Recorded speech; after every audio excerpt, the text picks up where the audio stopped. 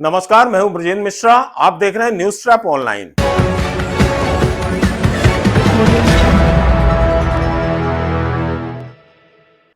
जय श्री राम, जय बागेश्वर धाम। सनातन हिंदू एकता पदयात्रा ने कीर्तिमान रच दिया, विश्व कीर्तिमान रच दिया। 9 दिनी पदयात्रा में निर्विघ्न और शांतिपूर्ण संपन्न हो गई। ना भगदड़ मची, ना कोई घटना घटित हुई, कोई बीमार नहीं पड़ा और किसी तरह का कोई विरोध नहीं हुआ, कोई पत्थरबाजी नहीं हुई। लाखों का काफिला बाबा के साथ चला। शुद्ध धार्मिक यात्रा थी। कोई नेतागिरी नहीं, राजनीति के कोई पुंज नहीं। नेता हो, अभिनेता हो, किसी भी फील्ड का हो, गायक हो, सिंगर हो, कोई भी हो, सब लोग धर्म में रहे। मौसम ठंड का, लेकिन ठंड जैसे लापता हो गई हो, किसी को कोई परेशानी नहीं। और इस पदयात्रा में जो व्यवस्थाएं थी, खान पान से लेकर रात्रि विश्राम की, अद्भुत थी।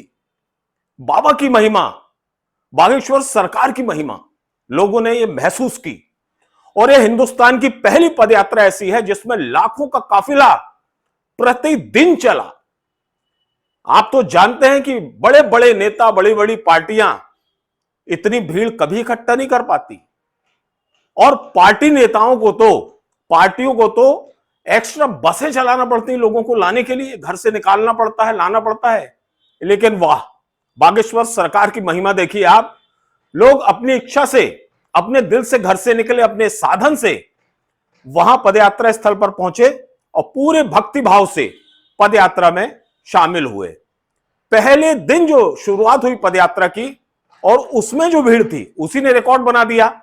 और देखिए साहब, जैसे जैसे दिन बीतता गया, काफिला और कारवां बढ़ता गया।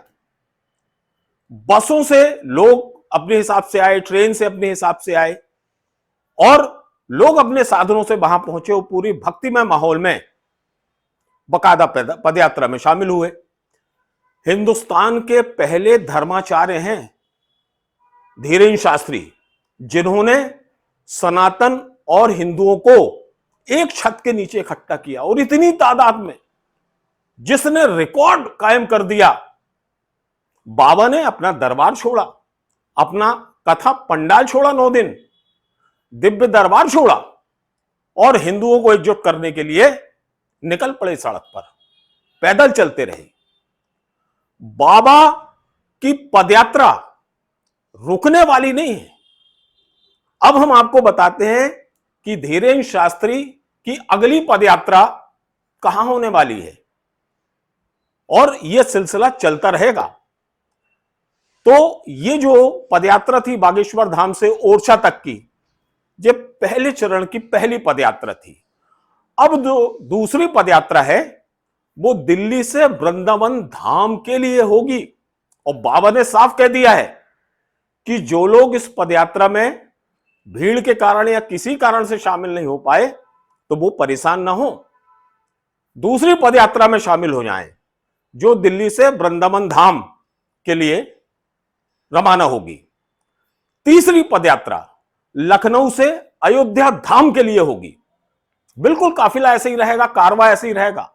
धीरेन्द्र शास्त्री उसका नेतृत्व करेंगे। लखनऊ से अयोध्या धाम तक ये तीसरी पदयात्रा जाएगी।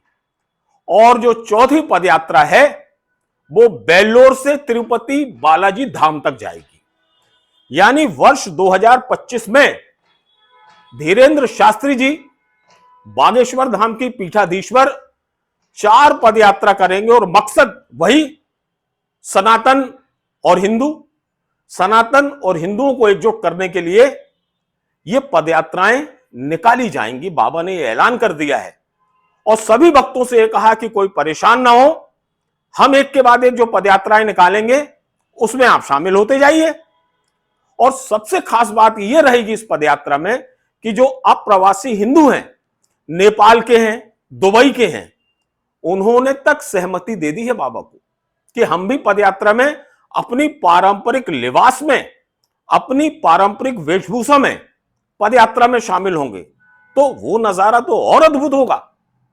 और धीरेन्द्र शास्त्री जी का साफ कहना है कि ये जो पदयात्रा निकलेगी, इसमें हम जितने हिंदू हैं, जिस भी वर्ग के हैं, उन सबके जितने भी प्रमुख संत हैं उनकी हम झांकियां भी शामिल करेंगे और सभी भगवानों की झांकियां इस पदयात्रा में शामिल रहेंगी। और हिंदू और सनातन को मजबूत करने के लिए यह पदयात्रा इसी तरह का कीर्तिमान रचेगी जैसे ये बागेश्वर धाम से ओरछा तक की पदयात्रा ने कीर्तिमान रचा है।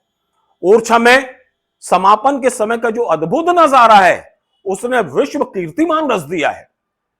बाबा को 24 घंटे पहले भक्तों से यह आग्रह करना पड़ा कि इतनी ज्यादा भीड़ हो गई है ओरछा में कि वहां पैर रखने की जगह नहीं है, इसलिए जो भक्त घर से अभी नहीं निकल पाए हैं, आने की तैयारी कर रहे हैं, वो कृपया ना आए, क्योंकि भीड़ इतनी है। किसी तरह की अव्यवस्था ना होने पाए, कोई परेशानी ना होने पाए भक्तों की, ये अपील बाबा ने 24 घंटे पहले की। और बाबा का साफ मकसद था कि जो भी भक्त आए उस यात्रा में बहुत अच्छे से शामिल हो, उन्हें किसी तरह की कोई अव्यवस्था का सामना न करना पड़े। और ये बागेश्वर बालाजी की कृपा है कि इस 9 दिन की पदयात्रा में किसी भी तरह की कोई अव्यवस्था नहीं हुई, किसी तरह की कोई परेशानी नहीं हुई। मौसम ने भरपूर साथ दिया, सारी व्यवस्थाओं ने साथ दिया। सुरक्षा के लिए ईश्वर का एक ऐसा औरा चलता रहा जिसमें सारे भक्त सुरक्षित रहे, किसी को खनोज तक नहीं आई और विश्व रिकॉर्ड, विश्व कीर्तिमान बनाने के साथ बाबा की इस पदयात्रा का समापन हो गया। जय बागेश्वर धाम सरकार, जय बालाजी सरकार, जय जय गुरुदेव, जय श्री राम।